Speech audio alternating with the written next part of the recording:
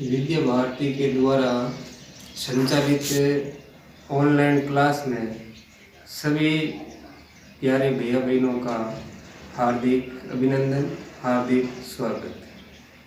आज के इस सेगमेंट में मैं आपको अंग्रेजी का एक टॉपिक पढ़ाने वाला हूँ और उस टॉपिक का नाम है subject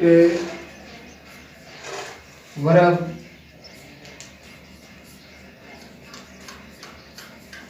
agreement.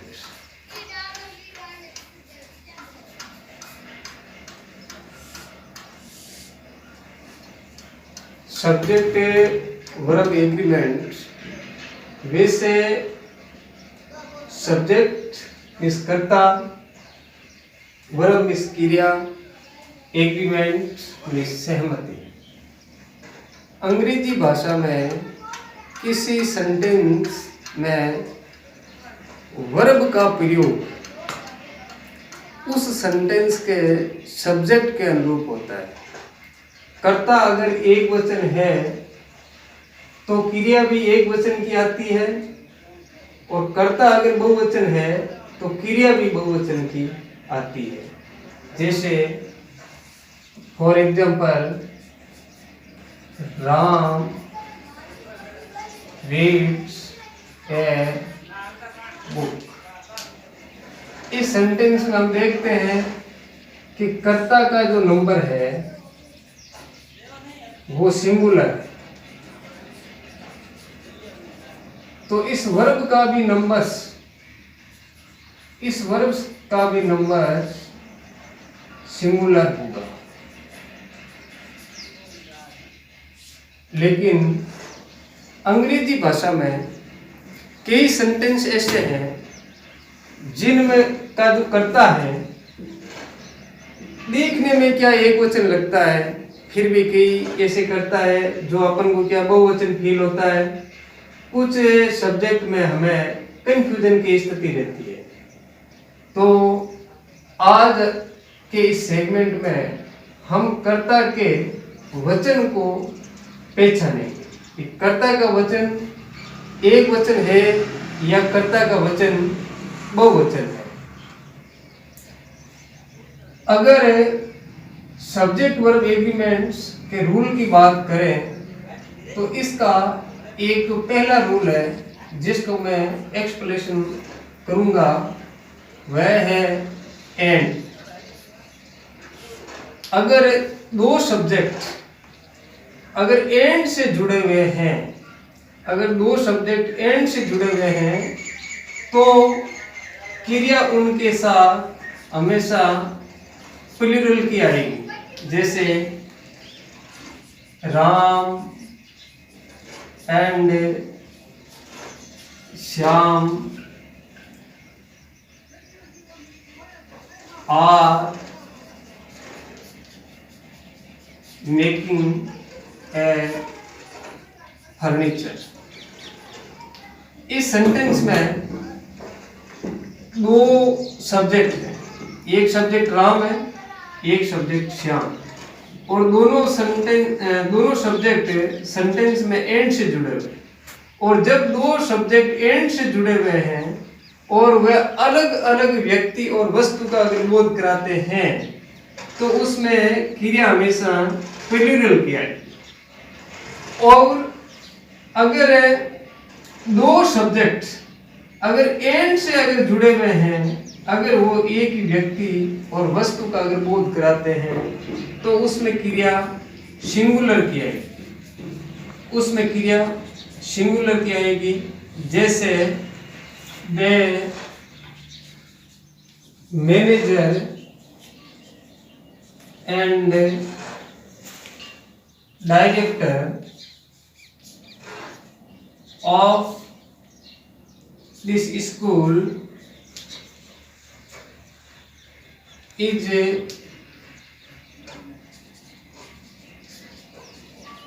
working for good results। इस सेंटेंस में ये मैनेजर और ये एक डायरेक्टर, ये दोनों एक ही काम की ओर इंगित कर रहे हैं, इसलिए इसके अंदर ये एक वस्तु या एक ही व्यक्ति की ओर इंगित करने का काम कर रहे हैं, इसलिए इसके अंदर ये जो लगने वाली क्रिया है वर्ब की, ये एक वचन की लगी। तो अगर दो सब्जेक्ट है, अगर वो एंड से जुड़े हुए हैं, अगर पहले सब्जेक्ट के पहले आर्टिकल लगा हुआ है और दूसरे के पहले आर्टिकल अगर लगा हुआ नहीं है, तो उसमें क्रिया आएगी एक वचन की।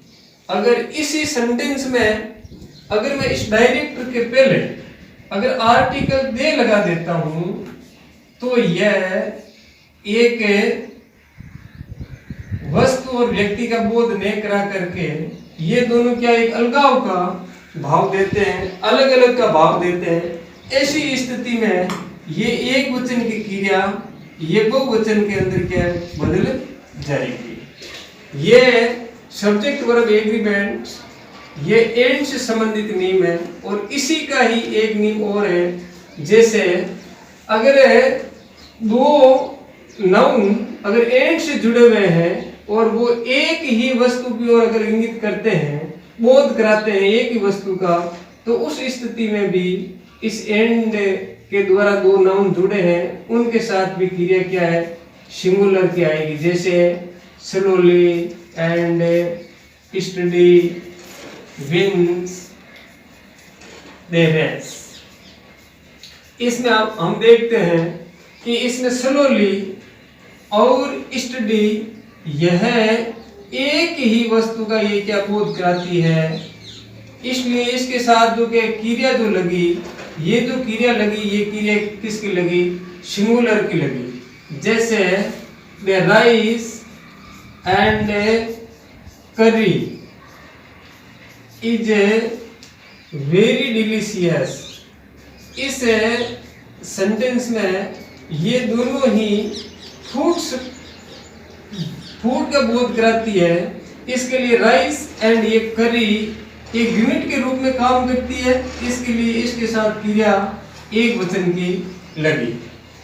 यानी एंड से अगर दो सब्जेक्ट जुड़े हुए हैं और जब वो किसी एक व्यक्ति वस्तु का बोध कराते हैं, तो उनके साथ क्रिया एक वचन की आती है।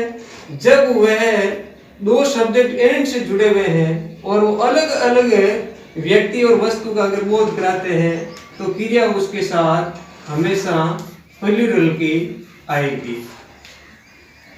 सब्जेक्ट वर्ब एग्रीमेंट्स का रूल नंबर 2, अगर दो सब्जेक्ट अगर बोथ एंड से अगर क्या जुड़े हुए हैं, दो सब्जेक्ट अगर बोथ एंड से जुड़े हुए हैं, तो उनके साथ क्रिया हमेशा बहुवचन की आएगी।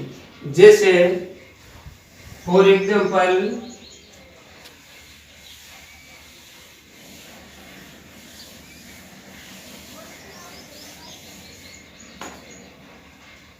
both Ram and Mohan are close friends। यानी राम और मोहन दोनों ये बोथ और एंड से जुड़े हुए हैं, इसके लिए इस सब्जेक्ट के साथ क्रिया बहुवचन की लगी।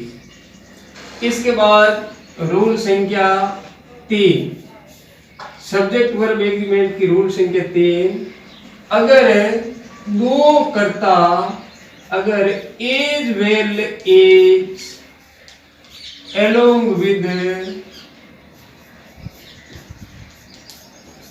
और with, अगर दो सब्जेक्ट इन कंजक्शन के द्वारा अगर जुड़े हुए हैं, तो इसमें उस सेंटेंस में लगने वाला जो वर्ब है वो पहला जो सब्जेक्ट है, फर्स्ट जो सब्जेक्ट है, उसके अनुसार इसके अंदर क्रिया आएगी। अगर पहला सब्जेक्ट अगर उस सेंटेंस का अगर सिंगुलर है, तो क्रिया सिंगुलर की आएगी।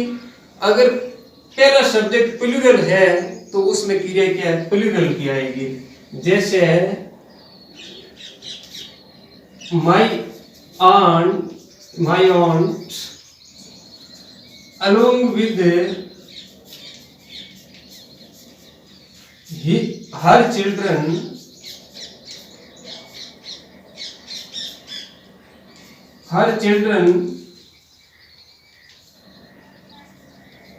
is going to the market। इसके अंदर ये along with के अंदर दो सब्जेक्ट है, एक हर चिल्ड्रन और एक माई ऑन्ट। इसके अंदर ऑन्ट है ये सिंगुलर है, जबकि चिल्ड्रन है ये प्लूरल है। तो इसमें अलोंग विद से अगर दो सब्जेक्ट जुड़े हुए हैं तो पहला जो सब्जेक्ट है अगर वो सिंगुलर है तो क्रिया आगे वर्ब है वो क्या सिंगुलर की आएगी। अगर पहला सब्जेक्ट है अगर ये प्लूरल है तो उसके साथ क्रिया किसकी आएगी, प्लूरल की आएगी। तो as well as along with इनके साथ प्रयुक्त होने वाला वर्ब पहला जो सब्जेक्ट है उसके अनुसार इसमें क्रिया लगेगी। सब्जेक्ट वर्ब एग्रीमेंट का रूल नंबर 4। अगर दो सब्जेक्ट है अगर और आइदर और neither NOR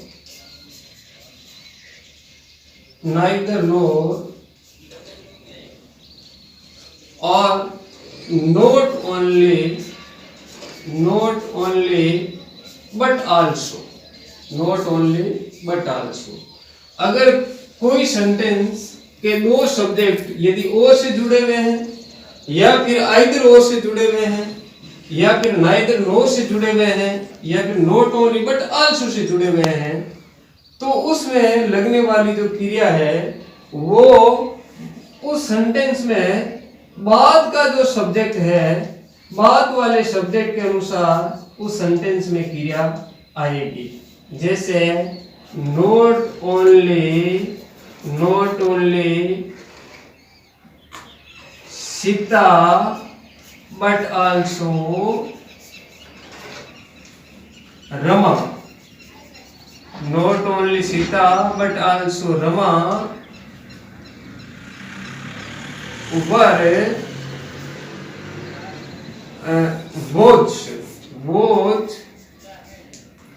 not only Sita but also Rama was playing in the garden। इस सेंटेंस में यानी not only but also say एक सब्जेक्ट सीता है और एक सब्जेक्ट ये रमा है। तो इसके अंदर और आइदर और neither NOR not only but also इसमें बाद वाले सब्जेक्ट के अनुसार इसमें क्रिया लगती है। बाद वाला सब्जेक्ट अगर सिंगुलर है तो क्रिया सिंगुलर की आएगी, बाद वाला सब्जेक्ट अगर प्लूरल है तो क्रिया प्लूरल की आएगी। इसके बाद सब्जेक्ट वर्ब एग्रीमेंट का रूल संख्या 5। इट के साथ हमेशा क्रिया सिंगुलर की आती है। इट के साथ क्रिया हमेशा सिंगुलर की आती है। रूल संख्या 6।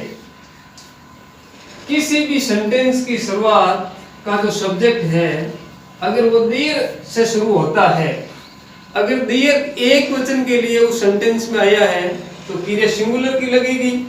अगर उस सेंटेंस में देयर अगर बहुवचन के लिए आया है तो उसमें क्रिया बहुवचन की लगेगी। For example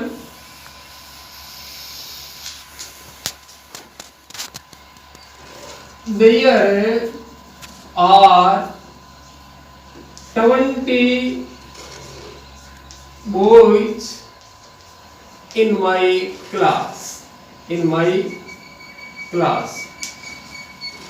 There is one office in my school। इन दोनों सेंटेंस की जब हम कंपैरिजन करते हैं तो इसमें यह देखते हैं कि पहला सेंटेंस में जो देयर आया वह 20 बॉयज के लिए आया, इसके लिए देयर के साथ आर। अगर दूसरा सेंटेंस देखें तो देयर यहाँ वन ऑफिस के लिए आया, सिंगुलर के लिए आया, इसके लिए इसमें क्रिया है वो एक वचन की लगी। रूल संख्या 7, मोस्ट ऑफ। मोस्ट ऑफ का जो प्रयोग है इसमें अगर मोस्ट ऑफ किसी वस्तु के अधिकांश भाग का अगर ये बोध कराता है तो उसमें क्रिया एक वचन की लगती है। जब ये किसी सेंटेंस में उस वस्तु के अधिकांश अगर भाग का ये बोध कराता है तो क्रिया सिंगुलर की आएगी। अगर ये उस सेंटेंस में मोस्ट ऑफ अगर एक से अधिक का बोध कराता है तो उसमें क्रिया प्लूरल की आएगी। जैसे most of Apple, most of Apple is rotten, यानी अधिकांश सेव, यानी सेव का अधिकांश भाग सड़ा हुआ था। तो यह सेव के अधिकांश भाग से क्या बोध हुआ, मोस्ट ऑफ के बाद यानी सिंगुलर आया, इसके लिए इसमें क्रिया एक वचन की लगी। यानी सेव का अधिकांश भाग सड़ा हुआ था तो इसमें क्रिया एक वचन की आई। अगर दूसरे उदाहरण में अगर आपने इसको देखे तो most of apples, most of apples are rottens, अधिकांश सेव सड़े हुए थे। तो इसके अंदर मोस्ट ऑफ एप्पल्स पहले वाले में एक वचन था, दूसरे वाले में ये बहुवचन है, तो उसके साथ क्रिया किसकी आई, बहुवचन की आई। यानी ऊपर वाले में एक ही सेव के अधिकांश भाग का बोध हुआ, इसके लिए सिंगुलर है। दूसरे वाले में क्या है कि अधिकांश सेव के एक भाग का बोध नहीं होकर के ये बहुत सारी सेवों का बोध कराती है, इसके लिए इसमें क्रिया बहुवचन की काम में आई। रूल संख्या 8, कुछ सब्जेक्ट ऐसे होते हैं जो देखने में हमें क्या प्लूरल लगते हैं, फिर भी उनका जो प्रयोग है वो क्या है, सिंगुलर में होता है। जैसे कुछ अपन देखते हैं, जैसे क्या है फिजिक्स, ये वर्ड अपने आप में हमें क्या अंग्रेजी के अंदर बहुवचन प्रतीत होता है, लेकिन इसके साथ क्रिया हमेशा एक वचन की आती है। फिजिक्स फॉर एग्जांपल जैसे वेजेज, आर्म्ड, मीन्स, ये न्यूज, ये जो वर्ड है हमें देखने में क्या बहुवचन फील होते हैं, जबकि अंग्रेजी ग्रामर के अंदर, अंग्रेजी भाषा में यह जो वर्ड है जो देखने में बहुवचन लगते हैं, लेकिन इनका प्रयोग हमेशा एक वचन में ही इसका प्रयोग होता है। और रूल संख्या 9, कुछ सब्जेक्ट ऐसे होते हैं तो देखने में एक वचन लगते हैं, फिर भी वह हमेशा बहुवचन में प्रयुक्त होते हैं। जैसे अंग्रेजी का वर्ड है केटल, ये नाउन हमेशा बहुवचन में प्रयुक्त होता है। ये पुलिस, ये नाम क्या है, बहुवचन में क्या प्रयुक्त होता है। और डोजन, ये डजन जो वर्ड है ये भी क्या है, बहुवचन में क्या है, प्रयुक्त होता है। तो कुछ जो वर्ड है पीपल है, ये वर्ड देखने में हमें एक वचन लगते हैं, जबकि अंग्रेजी के अंदर इन शब्दों के साथ हमेशा एक क्रिया बहुवचन की आती है। रूल संख्या 10, मैनी के बाद अगर ए आता है तो क्रिया एक वचन की आती है, और मैनी के बाद अगर क्या बहुवचन अगर नाउन आता है तो मैनी के आगे क्रिया बहुवचन की आएगी। रूल संख्या 11, हु अगर एक वचन के लिए आता है तो क्रिया एक वचन की आती है, अगर हु बहुवचन के लिए आता है तो इसके साथ क्रिया बहुवचन की आती है। और रूल संख्या last 12, a pair of, a couple of, a flock of, इनके साथ हमेशा नाउन बहुवचन का आता है, फिर भी इनके साथ क्रिया एक वचन की आती है। रूल संख्या 13, a number of, a number of के साथ क्रिया बहुवचन की आती है, और दे नंबर ऑफ के साथ क्रिया एक वचन की आती है। आज के सेगमेंट में बस इतना ही। Have a good day.